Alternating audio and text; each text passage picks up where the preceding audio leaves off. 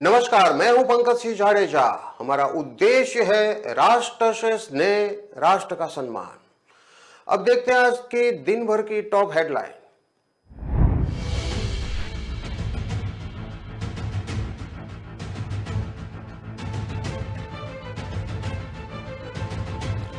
Rapid rail के कारण real estate में बूम। आरआरटीएस के पास टीओडी नीति को मंजूरी। यहां बसेंगे रेजिडेंशियल और कॉमर्शियल इलाके।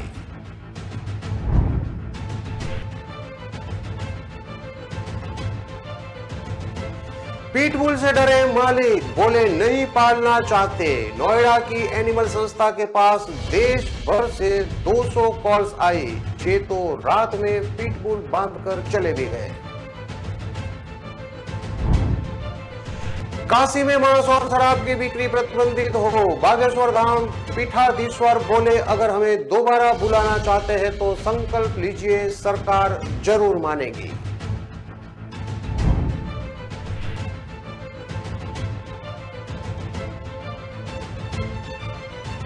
मदरसों में आय के स्रोत की जांच शुरू। 3 अधिकारियों की टीम गठित। 25 अक्टूबर तक शासन को भेजनी होगी रिपोर्ट।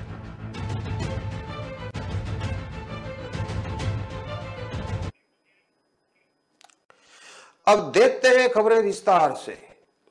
रैपिड रेल के कारण रियल एस्टेट में बूम मची हुई है। आरआरटीएस के पास टीओडी नीति को मंजूरी मिली है। यहां बसेंगे रेसिडेंशियल और कॉमर्शियल इलाके। दिल्ली से मेरठ की दूरी कम करने वाली रैपिड रेल के कारण वेस्ट यूपी के रियल एस्टेट में भी बूम आएगा। यहां जमीनों के दाम बढ़ने के साथ उनका लैंड यूज भी बदलेगा। यूपी सरकार ने रैपिड रेल कॉरिडोर के पास 1.5 किलोमीटर के दायरे में टीओडी यानी ट्रांजिट ओरिएंटेड डेवलपमेंट नीति के तहत विकसित करने की मंजूरी दे दी है। गाजियाबाद, मोदीनगर, साहिबाबाद, मेरठ, गोलधर, दुहाई का इलाका विशेष तौर पर इस नीतियों के अंतर्गत आएगा। टीओडी नीति केंद्र सरकार की है और से राज्यों के लिए 2017 में ब्लूप्रिंट के रूप में पेश की गई है। यह दरअसल मेट्रो, बीआरटीएस और आरआरटीएस जैसे पब्लिक ट्रांसपोर्ट नेटवर्क के आसपास के लिए है। नीति में पब्लिक ट्रांसपोर्ट नेटवर्क के आसपास बनाए गए स्थायी शहरी विकास केंद्र यानी कि सस्टेनेबल सिटी डेवलपमेंट सेंटर के विकास की बात करती है। नीति के अनुसार पब्लिक ट्रांसपोर्ट प्रोजेक्ट के आसपास चलाने योग्य दूरी के भीतर सभी रेसिडेंशियल और कॉमर्शियल सुविधा देना है ताकि लोगों को निजी वाहनों में लंबी दूरी की यात्रा करने की आवश्यकता न हो। यूपी सरकार ने हाल ही में आगामी दिल्ली गाजियाबाद मेरठ आरआरटीएस कॉरिडोर के 1.5 किलोमीटर के दायरे में ट्रांजिट ओरिएंटेड डेवलपमेंट यानी कि टीओडी नीति को मंजूरी दे दी है। मुरादानगर, मोदीनगर, गुलघर और दुहाई में आरआरटीएस कॉरिडोर में और उसके आसपास भूमि उपयोग यानी कि लैंड यूज मुख्य रूप से कृषि है। टीओडी नीति के तहत इसे रेजिडेंशियल, कॉमर्शियल और मिश्रित उपयोग में बदला जाएगा। स्टेशनों के दोनों तरफ के इलाकों का महत्व बढ़ जाएगा। टीओडी नीति का प्रभाव क्षेत्र गाजियाबाद से मोदीनगर तक होगा। गाजियाबाद के ट्रांस हिडन तक का इलाका इसका पहला ही गगनचुंबी इमारतों से घिरा है। यहाँ टीओडी नीति टीओडी प्रभाव क्षेत्र कहलाएगी, जहां हॉरिजॉन्टल डेवलपमेंट बढ़ेगा। बेस एफएआर जो कि किसी विशेष प्लॉट पर अनुमत कुल बिल्ट अप एरिया है, इसको टीओडी जोन के अंतर्गत आने वाले क्षेत्रों में बढ़ाया जाएगा। बेस एफएआर वर्तमान में 1.5 है। दिल्ली मेरठ के बीच 82 किलोमीटर के दायरे में लोग कहीं भी रहे वहां से आसानी से रैपिड और मेट्रो पकड़ सकेंगे। टीओडी नीति के तहत इस 82 किलोमीटर के इलाके में रेजिडेंशियल और कॉमर्शियल बिल्डिंग डेवलप की जाएगी। अल्फा कॉर्प के सीएफओ एवं एग्जीक्यूटिव डायरेक्टर संतोष अग्रवाल रैपिड मेट्रो के आसपास लोग दिल्ली से मेरठ के बीच 82 किलोमीटर के क्षेत्र में कहीं भी बसेंगे तो वे आसानी से रैपिड और मेट्रो को पकड़ सकते हैं।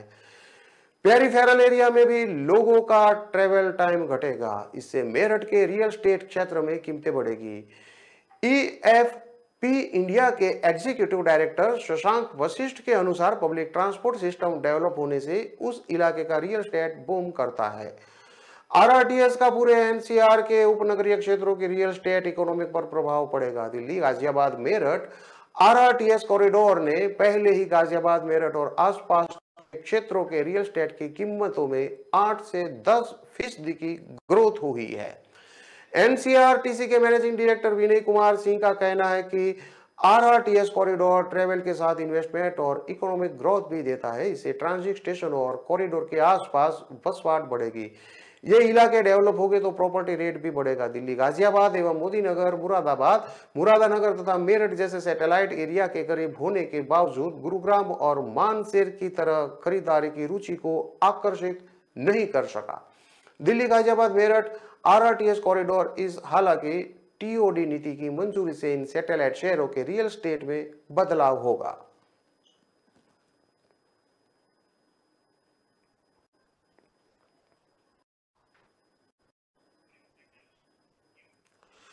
लखनऊ, गाजियाबाद समेत कई शहरों में पुटबिल अटैक की घटना बनी है। इसके बाद से खूंखार प्रजाति के कुत्ते पालने वाले लोग अब इनसे पीछा छुड़ाने लगे हैं। नोएडा की house of the stray animal संस्था के पास देश भर से करीब 200 फोन कॉल्स आई है। फोन करने वाले चाहते हैं कि एनजीओ उनके कुत्ते की देखभाल करे।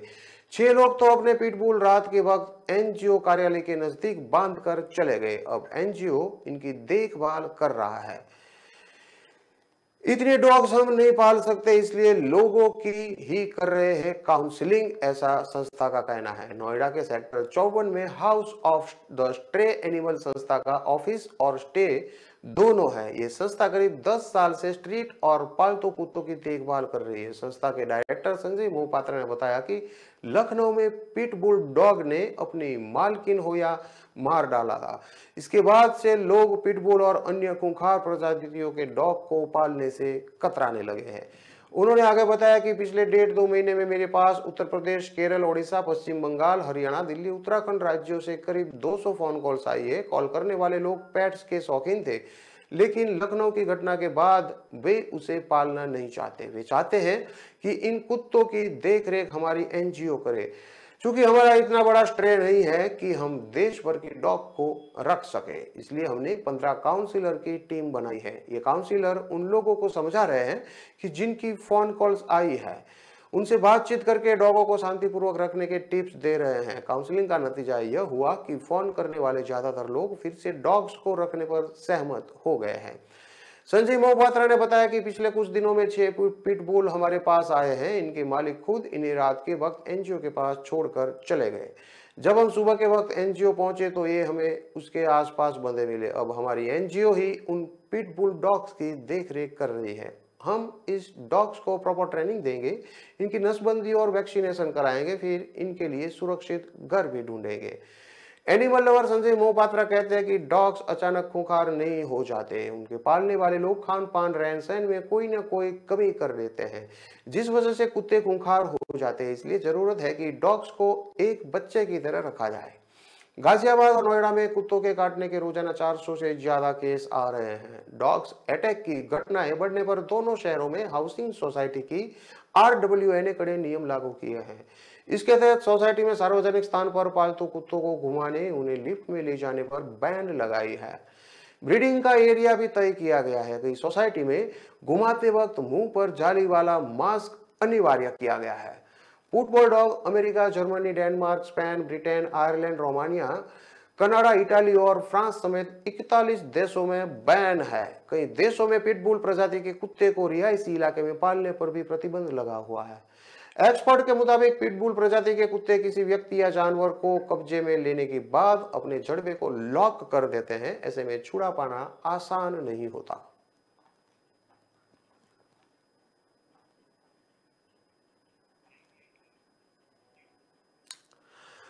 अब लेते हैं खबरों में एक छोटा सा विराम।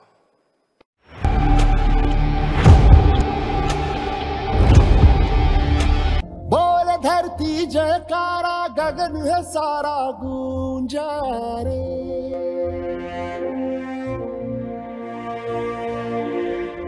जग में लहराया न्यारा ध्वज है हमारा ऊंचा रे।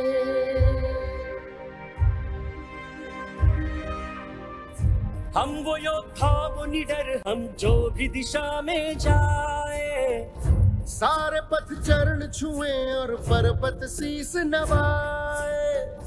रास्ते से हट जाए नदियां हो के हवाएं। हम है जियाले जीतने को, हम रण में उतरते हैं। हम सूरज है अंत, हमी रातों का करते हैं। जो रक्त है तन में बहता, वो हमसे है ये कहता। सम्मान के बदले जान भी दे तो नहीं है घाटा रे। युग युग की जंजीरों को हमने ही काटा है। बोल उठा ये जग सारा, जय हो युग की जंजीरों को हमने ही काटा है।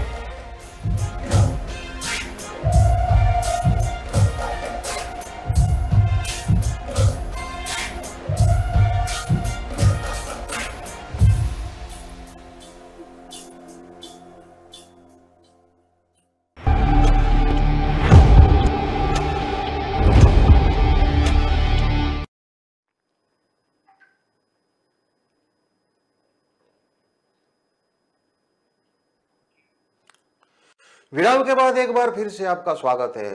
अब देखते हैं आगे की और खबरें।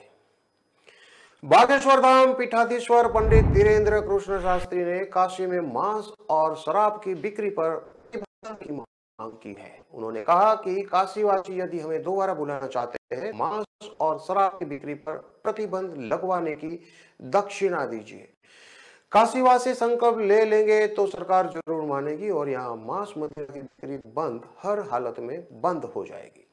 भागवत कथा सुनाने के लिए आए पंडित धीरेन्द्र कृष्ण शास्त्री ने कहा कि अन्य तीर्थस्थलों में मांस और शराब की बिक्री पर प्रतिबंध लगा हुआ है। मांस और शराब तीर्थ क्षेत्र के बाहर बिकती है। केदारनाथ में मांस और मदिरा नहीं बिकती है क्योंकि वह 12 ज्योतिर्लिंग में से एक है। फिर काशी में मांस और शराब क्यों बिकती है? यहाँ भी तो 12 ज्योतिर्लिंगों में से एक बाबा विश्वनाथ विराजते हैं।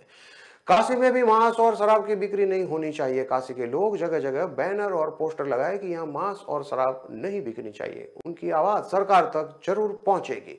जो बुजदिल होगा वही नहीं चाहेगा। पंडित धीरेन्द्र कृष्ण शास्त्री ने कहा कि जो बुजदिल होगा और जिसकी सनातन हिंदू धर्म के प्रति आस्था नहीं होगी, वही यह नहीं चाहेगा कि काशी में मांस और शराब की बिक्री पर प्रतिबंध लगे।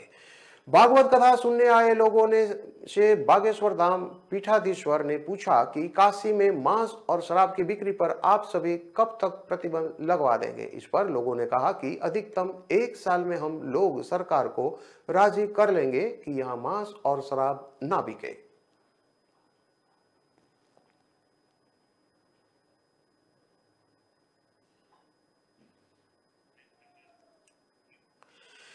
मेरठ प्रशासन के निर्देश पर मदरसों का सर्वे शुरू कर दिया गया है। इसके लिए जिलाधिकारी मेरठ के निर्देश पर टीम गठित की गई है। इसमें एक एसडीएम रैंक के अधिकारी के अलावा जिला अल्पसंख्यक अधिकारी और जिला बेसिक शिक्षा अधिकारी भी शामिल होंगे। टीम को मदरसों की जांच और सर्वे रिपोर्ट पहले डीएम को भेजनी होगी, जहां से जिला प्रशासन सर्वे रिपोर्ट को शासन को भेजेगा। 5 अक्टूबर तक टीम को रिपोर्ट एडीएम को दे देनी है। 10 अक्टूबर तक रिपोर्ट जिलाधिकारी को भेजी जाएगी। 25 अक्टूबर तक रिपोर्ट शासन को भेजी जानी है। जिलों में मदरसों का सर्वे शुरू करने के लिए जिलाधिकारी के आदेश पर टीम गठित हुई है। सभी रजिस्टर और अटेंडेंट मदरसों की जांच होनी है। इनमें शहर क्षेत्र, सभी तहसील, कस्बों और गांवों में स्थिति मदरसे भी शामिल है। मदरसों की जांच रिपोर्ट को गोपनीय रखा जाएगा। इसे शासन को ही भेजा जाएगा।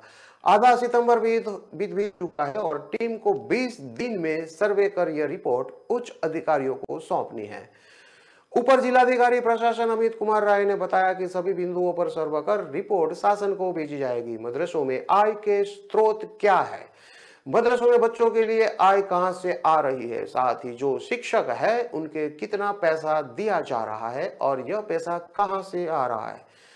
मदरसों को फिजिकल सर्वे भी किया जाना है। मेरठ में कुल 379 रजिस्टर और 3 एडेंट मदरसे हैं।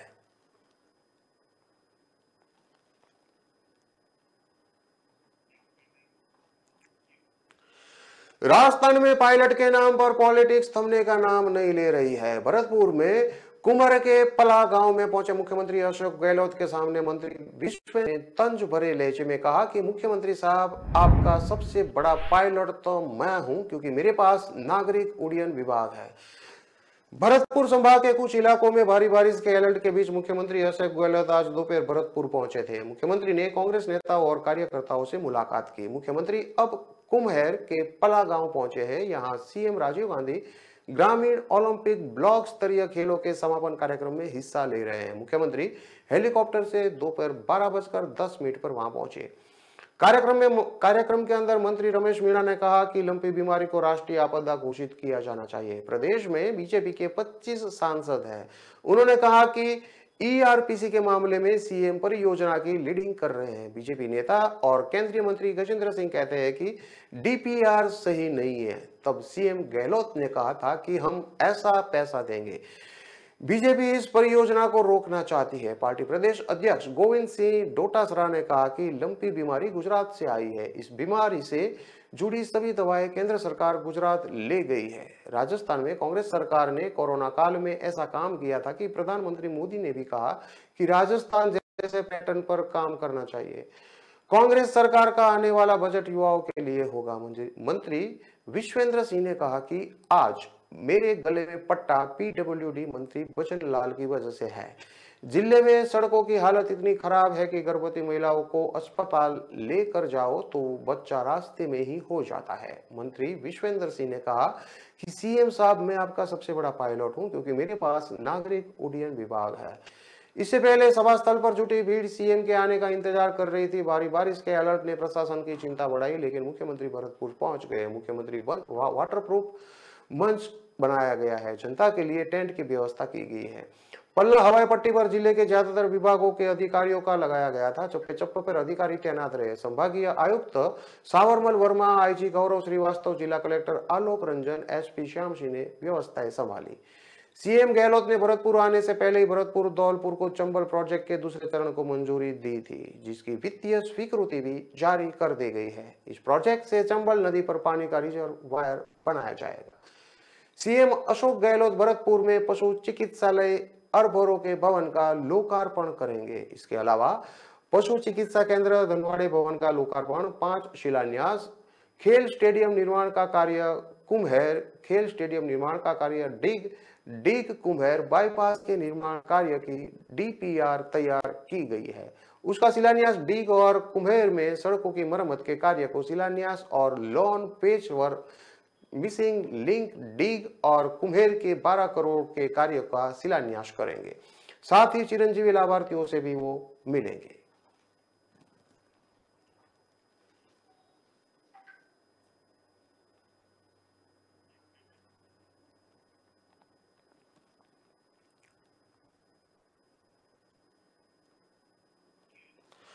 लड़की को प्यार का झांसा देने के लिए अपना धर्म छिपाया और नाम बदला। 2 साल तक रिलेशन में रहा और जब लड़की को पता चला उसका प्रेमी 2 बच्चों का बाप है और उसका धर्म भी दूसरा है, तो बातचीत करना बंद कर दिया। इसके बाद पुराने प्रेमी ने परेशान करना शुरू कर दिया, गला काटने की धमकी दी और कई दिनों तक रेप करता रहा। लड़की को जब मारने की धमकी मिली तो वह थाने पहुंची और मामला दर्ज कराया।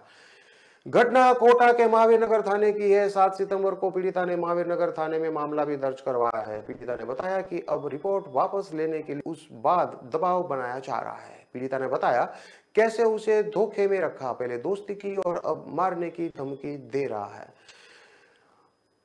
उन्होंने कहा कि मेरा नाम सरोज है, जो कि ये नाम बदला हुआ है। मैं एमए की पढ़ाई की है, एक कोचिंग सेंटर में रिसेप्शनिस्ट हूँ। पिता खेती करते हैं और 4 भाई बहनों में तीसरे नंबर पर है। पिछले 10 साल से कोटा में भाई बहन के साथ रहकर पढ़ाई कर रही थी। फिलहाल 3 साल से कोटा में अकेले रह रही हूँ और प्राइवेट जॉब कर रही हूँ। साल 2017 की बात है।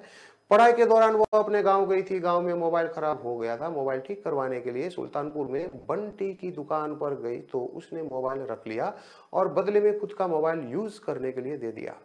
कुछ दिनों बाद कॉल कर बताया कि मोबाइल सही हो गया है, लेकिन मैं उस दौरान कोटा थी। मेरा पता पूछा और मोबाइल देने को कोटा आया। बातचीत में बताया कि मेरा नाम बंटी है और एसटी कम्युनिटी से आता हूँ। इस दौरान दोनों के बीच बातचीत होना शुरू हो गई। 14 फरवरी 2017 को मेरे रूम पर आया और प्रपोज कर शादी का प्रपोजल रखा। साथ में नाश्ता लेकर आया था। मुझे पता नहीं था कि नाश्ते में कुछ मिला हुआ है। होश में आई तो बंटी पास में सो रहा था। मेरे चिल्लाने पर वह भाग गया। इसके बाद से वह असली वीडियो परिवार वालों को दिखाने की धमकी देकर रेप करने लगा। पीड़िता ने बताया कि जब वह एक दिन उसके रूम पर आया तो पर्स चेक किया। उसमें 2 पहचान पत्र मिले। एक पर बंटी नाम लिखा हुआ था और दूसरे पर अली हुसैन नाम लिखा हुआ था। उस दिन पता चला कि बंटी दूसरे धर्म से है। जब उसको इस बारे में पूछा तो मारपीट करने लगा और बताया कि वह शादीशुदा है और 2 बच्चे भी हैं। अभी अली हुसैन कोटा के विज्ञान नगर में रहता है। पीड़िता ने बताया कि साल 2017 से 2019 तक उससे शादी का झांसा देकर उसके साथ कई बार रेप किया। मुस्लिम होने का पता चलने पर 2019 से उसने बंटी यानी कि अली हुसैन से बातचीत करना बंद कर दिया। इसके बाद कोरोना के दौरान वह गांव चली गई। साल 2021 में गांव से कोटा आई तो प्राइवेट जॉब करने लगी। बंटी को पता चलने पर वह दोबारा रूम पर आया और रेप करने लगा। पीड़िता ने बताया कि वह हर बार जान से मारने की धमकी देकर रेप करता रहा। यहाँ तक कि जॉब से मिली सैलरी भी लेकर चला जाता था। पिछले 1.5 साल से वह अश्लील वीडियो बनाकर रेप कर रहा था। हाल ही में 31 अगस्त की रात को 12 बजे उसने कमरे में आकर जबरदस्ती उसका रेप किया। विरोध करने पर जान से मारने, गला काटने की धमकी दी। इसके बाद पुलिस में शिकायत दर्ज कराई गई है।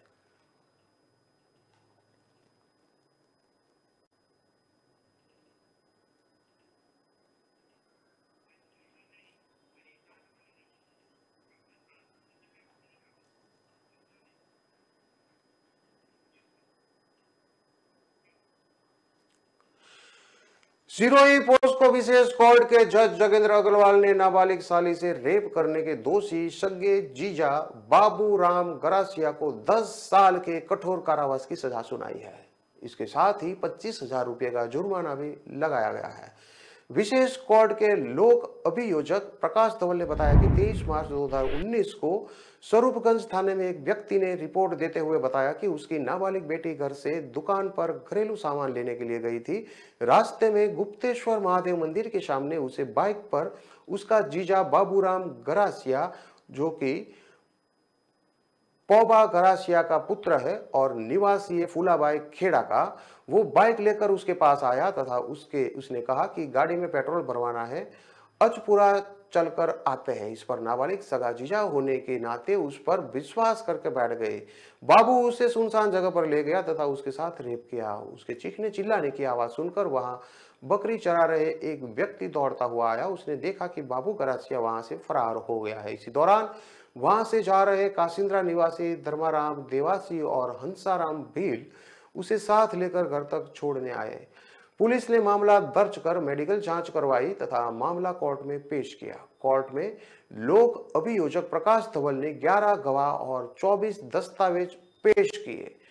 कोर्ट ने दोनों पक्षों की बहस सुनने के बाद अभियोजक पक्ष की ओर से पेश यह गए तर्कों से सहमत होकर आरोपी बाबूराम गरासिया पुत्र पोबाराम गरासिया को 10 साल का कठोर कारावास तथा 25,000 रुपये के जुर्माने से दंडित किया है।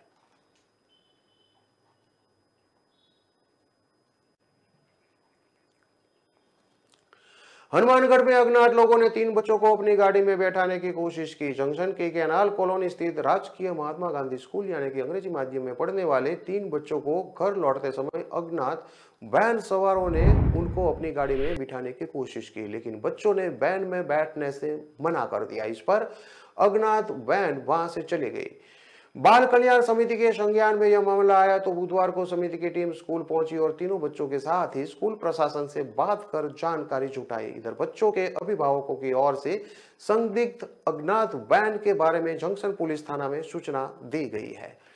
बाल कल्याण समिति के अध्यक्ष जितेंद्र गोयल ने बताया कि समिति के संज्ञान में आया कि स्कूल से घर जा रहे 3 स्टूडेंट को अज्ञात वैन सवारों ने अपनी वैन में बैठने के लिए बुलाया, लेकिन बच्चों ने मना कर दिया। इस दौरान बच्चे वैन के नंबर नहीं देख पाए। समिति के संज्ञान में यह मामला आया तो समिति सदस्य स्कूल प्रशासन से मिला, साथ ही बच्चों से भी बात की गई। उनको कहा गया कि घर से स्कूल या स्कूल से घर आते समय रास्ते में किसी भी अज्ञात व्यक्ति के साथ नहीं जाए और न ही उनसे खाने के लिए कुछ ले।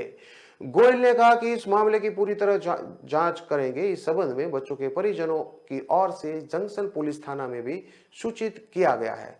उन्होंने बताया कि बच्चों के साथ किसी प्रकार की कोई अनहोनी न हो, इसके लिए समिति को पूरी सतर्कता बरत रही है। इसके तहत बच्चों को समझाया गया है कि उनको भविष्य में इस तरह की कोई भी बात होने पर 1098 पर सूचना देनी चाहिए। साथ ही गोयल ने बताया कि सभी स्कूलों के बाहर सीसीटीवी कैमरे लगवाने के लिए कलेक्टर से बात करेंगे। जरूर पड़ी तो भामाशाहों से संपर्क कर स्कूलों के बाहर सीसीटीवी कैमरे लगवाने के लिए प्रयास किए जाएंगे।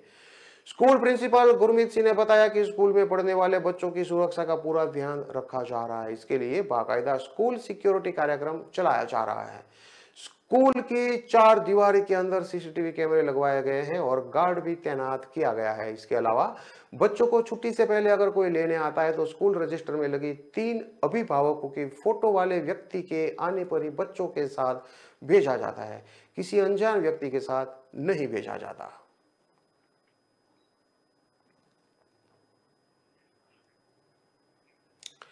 सदर थाना क्षेत्र के सिमली गांव में बुधवार को तालाब में नहाने के 2 चचेरे भाइयों की डूबने से मौत हो गई। ग्रामीणों को तालाब में शव उतरते दिखे तो उन्होंने 2 युवकों ने छलांग लगाकर बाहर निकाला, लेकिन तब तक दोनों की मौत हो चुकी थी।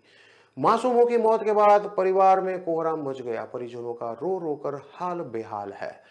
सदर थाना एएसआई सूरज चंद्र ने बताया कि थाना क्षेत्र के सिमली निवासी अरविंद पुत्र ओम प्रकाश, उसके चचेरे भाई अभिषेक पुत्र अमिताभ एरवाल बुधवार शाम करीब 4 बजे घर से शौच करने जाने की बात कहकर निकले थे। इसके बाद दोनों तालाब पर चले गए थे, जहां दोनों मासूम तालाब में डूब गए। आसपास से निकल रहे ग्रामीणों ने दोनों बच्चों के शव तैरते देखा तो मौके पर मौजूद गांव के 2 युवाओं ने तालाब में कूदकर दोनों बच्चों को बाहर निकाला। घटना की सूचना मिलने पर परिजन भी मौके पर पहुंच गए। परिजन और ग्रामीण आनंद फानंद में दोनों को जिला अस्पताल लेकर पहुंचे थे, जहां डॉक्टरों ने दोनों को मृत घोषित कर दिया। पुलिस ने पोस्टमार्टम के बाद शव परिजनों को सुपुर्द कर दिया है।